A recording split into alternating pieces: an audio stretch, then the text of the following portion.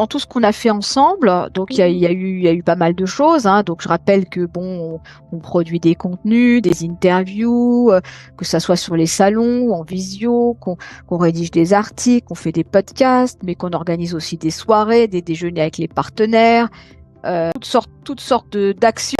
Toi, Giovanni, qu'est-ce que tu as retenu? Qu'est-ce qui t'a plu? Peut-être que ce que tu as préféré dans tout ça.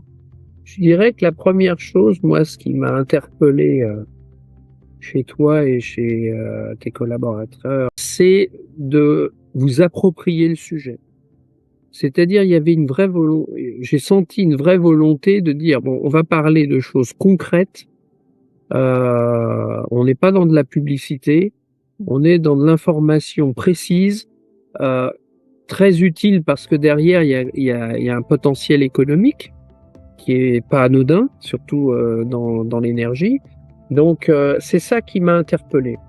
Après, c'est vrai, on n'est pas toujours de grands communicants, mais l'idée de partager des informations, d'informer de manière utile, parce que comme on le remarque souvent, on a beaucoup d'informations, mais pas toujours la bonne information. Oui. C'est-à-dire que, par exemple, je prends un exemple très simple, le gouvernement a fait passer un message, plus de gaz en région parisienne. Or, c'est une erreur Oui. fondamentale puisqu'il y a des programmes de développement du gaz vert, Vert. il y a des programmes où on ne peut pas mettre autre chose que du gaz. Donc, et se parler vrai, j'avais besoin aussi de le partager et c'est bien d'avoir un support comme le vôtre qui permet de le faire.